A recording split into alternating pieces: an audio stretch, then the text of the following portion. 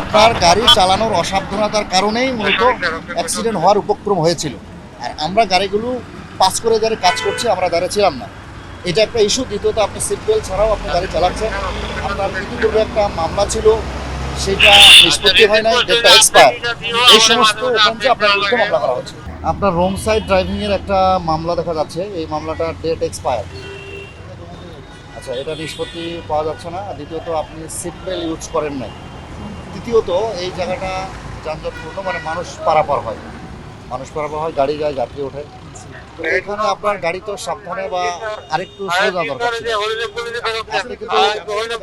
আপনি কিন্তু গাড়িটা পাউলি মারে চলে যাচ্ছিলেন এবং একজন আপনার ওই পাশে মানে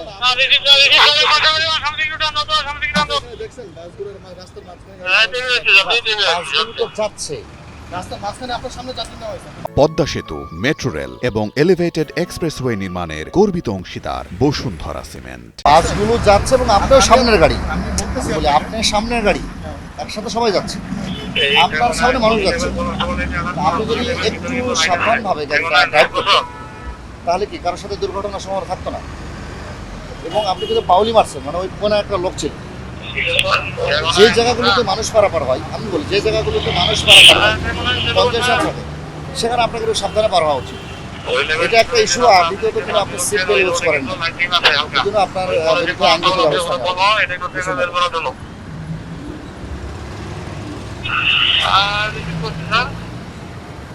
এখানে কিন্তু এই কেসের ডেট ওভার এবং এই কাগজটা কিন্তু আপনি ওঠান নাই।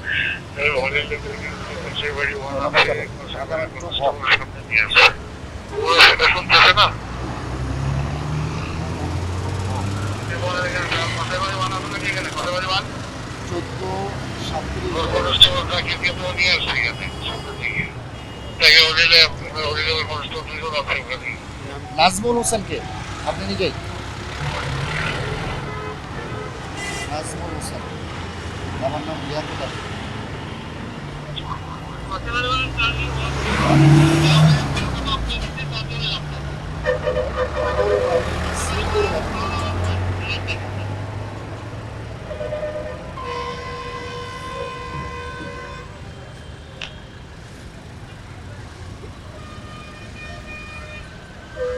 হ্যাঁ, বলেন বলেন আপনি বলেন।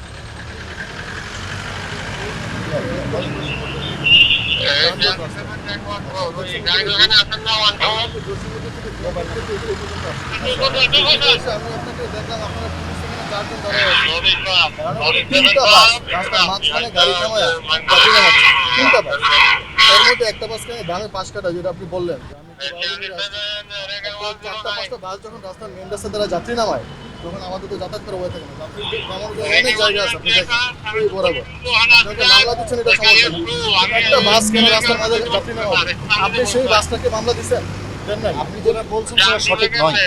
আমি তো আসলাম ভাই, এখানে ওনারা আছে, আপনি এখনো দেখেন এদিকে। আপনি যেটা বলছেন সেটা সঠিক নয়। আপনি যখন গাড়িটা আসেন, এখানে লোক পারাপার হয়, যে গ্যাপটা দিয়ে লোক পারাপার হচ্ছে পিছনে, আপনি দেখেন লোক পারাপার যেখানে আপনার গাড়ি সহ দাঁড়ায় আছে, লোক কোথায় পারাপার হচ্ছে? আমরা গাড়িগুলো পাস করার জন্য কাজ করছি এখানে। এই লোকাল বাসগুলো এখানে এক লেনে যাত্রী উঠে চলে যায়। আমার আপনাকে নিয়ে অভিযোগ এখানে আমি যেটা বলতে চাচ্ছি সেটা হচ্ছে, আপনি রাস্তার মাঝখানে গাড়ি থামা, যাত্রী নামাইতে দিয়ে আপনি যেটা বলেছেন তার উত্তরটা আমি দিচ্ছি। রাস্তার মাঝখানে যাত্রী ওঠা নাই, যাত্রীগুলো বামে উঠে যাচ্ছে, কিন্তু এখানে যাত্রী পারাপার হয় রাস্তার ওই পাশ থেকে এই পাশে। যখন লোকজন যায় আপনার সামনে দিয়ে, তখন গাড়িগুলো স্লো হয়ে যায়। এই সময়টাতে গাড়িটা সাবধানে পার হওয়া উচিত। আপনি যদি জোরে টান দেন তাহলে আপনার গাড়ির চাকার নিচে মানুষ পড়ে যাবে। আর যেগুলো দূরপাল্লার বাস, সেই বাসগুলোতে সামনে যাত্রী ওঠা নামা করে। লোকাল বাসের জন্য এখানে কোনো কাউন্টার নেই। সো আপনার গাড়ি চালানোর অসাবধানতার কারণেই মূলত অ্যাক্সিডেন্ট হওয়ার উপক্রম হয়েছিল। আর আমরা গাড়িগুলো পাস করে দাঁড়িয়ে কাজ করছি, আমরা দাঁড়িয়েছিলাম না, এটা একটা ইস্যু। দ্বিতীয়ত আপনি সিট বেল্ট ছাড়াও আপনি গাড়ি চালাচ্ছেন। আপনার ইতিপূর্বে একটা মামলা ছিল, সেটা নিষ্পত্তি হয় নাই, ডেটটা এক্সপায়ার। এই সমস্ত ওখানে আপনার বিরুদ্ধে মামলা করা হচ্ছে। No use seat belt.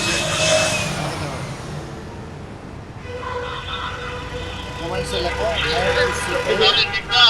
No seat belt, তোমাদের সিএস ডেট এক্সপায়ার।